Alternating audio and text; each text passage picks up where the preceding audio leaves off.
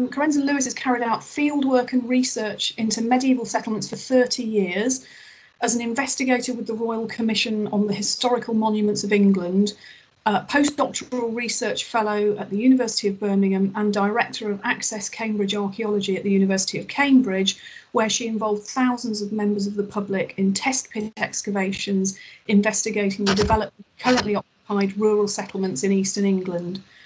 She's now a professor at the University of Lincoln, where she's leading several projects, including community archaeology in rural environments, involving members of the public in excavations investigating medieval rural settlements in the Netherlands, the Czech Republic and Poland. So over to you, Carenza. You'll have to let me know when you want me to move your slides on. Okay, thank you very much, Susan. If you just move on to the next slide, which is just my title.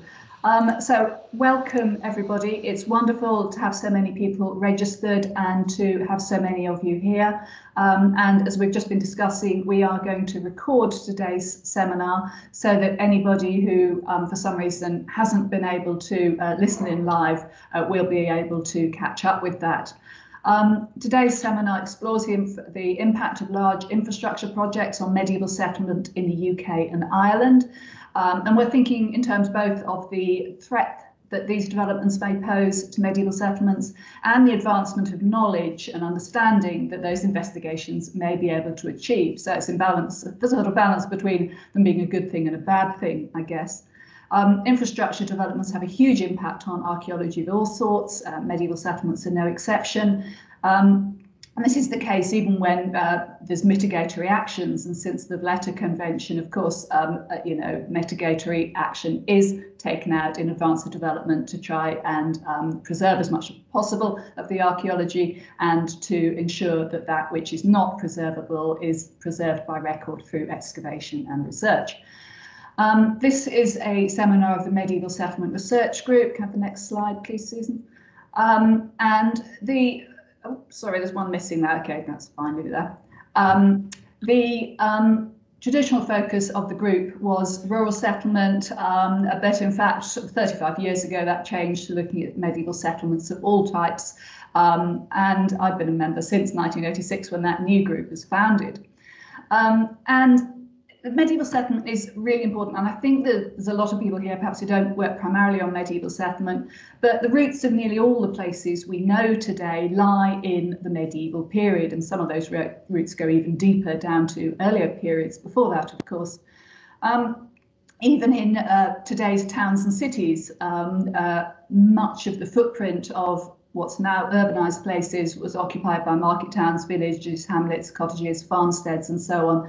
And this is just one example of a place a student of mine was studying in South London. And if you just do the next, advance that, Susan, this is what it looks like today. And you can see, you know, even in the 1870s, the Ordnance Survey map shows a completely different landscape with a sort of pattern of interrupted row settlements. If you just next next click and the next one, please, you can see the there's a couple of settlements, Elmer's End and even a moated site. But also we've got settlements at the other end of the urbanisation spectrum in what's, you know, very open countryside, and there are many settlements there which confine themselves in the path of roads and pipelines and so on. Next slide, please. And this is just one example in Essex between Stansted Airport and Braintree. Next slide. And here along the route of that road, you can see the number of archaeological sites that were found, and the ones that were medieval, loosely related to settlement are indicated by red arrows there. As you can see, the amount of sort of hints of the medieval settlement and its landscape that are hit by a transept like this. So one of the things we need to ask really is whether medieval settlement sites and their sort of landscapes are given sufficient attention in the planning and development process. Do we even know how many medieval settlements are damaged or destroyed by infrastructure work? Is knowledge and interest in medieval settlement within the units that primarily do the work actually sufficient when medieval archaeology is quite a minority subject within most archaeology degrees? And so, in short, how threatened are medieval settlements by infrastructure developments? As a corollary, of course, medieval settlements can benefit from the opportunity that infrastructure developments provide to carry out excavations which can advance our knowledge and understanding. And here the question really is whether sufficient use is being made of the resulting discoveries to actually advance knowledge and understanding. And this question pertains on at least two levels. Have the findings advanced knowledge of the individual settlements where these excavations take place? We could have the next slide, please. Oh, sorry, that's just a sort of list of some of the sites that came up in that Stansted project. Next slide, please. So this is just one example that I've looked at, Spaldwick in Cambridgeshire, a small development on the edge of the village between the existing village and some settlement earthworks. Next slide, please. And this produced evidence of 5th to 8th century, slightly mysterious features, interpreted perhaps as fire pits. And then next slide, a sort of evidence of the settlement being replanned sometime in the 9th or 10th century, probably, with linear boundaries appearing. Next slide. And so you can see here, and this is another example, sort of in north of England, to complement the one from the south, on Osgoodby near Scarborough in Yorkshire. And here, and I think this is just on Google Earth, which rather happily or unhappily, perhaps, depending how you look at it, shows the excavations on the edge of the village taking place, which were, again, and both of these are examples where the implications of this evidence for understanding of the development of the settlement was explored in the reports. But we must ask really whether the potential of this grey literature is actually being fully explored. Next slide. I was looking, I've been looking at sort of impact of the sort of pandemics on the medieval settlement. I was doing this before pandemics became fashionable, which they have sadly over the last year.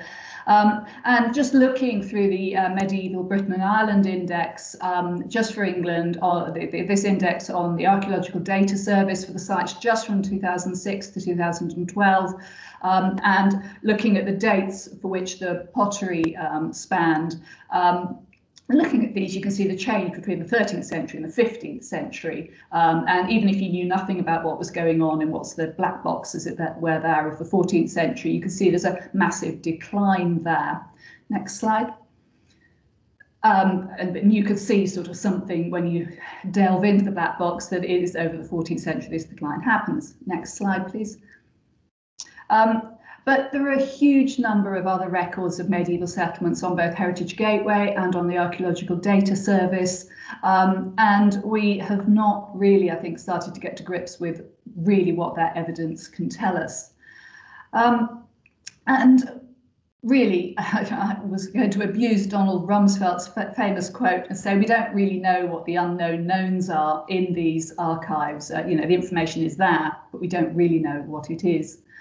And of course, if that knowledge and understanding were advanced through better use of these archives, of this existing information, then we might better be able to mitigate and benefit from the impact of those infrastructure works. So you've got a sort of virtuous circle potentially coming in here.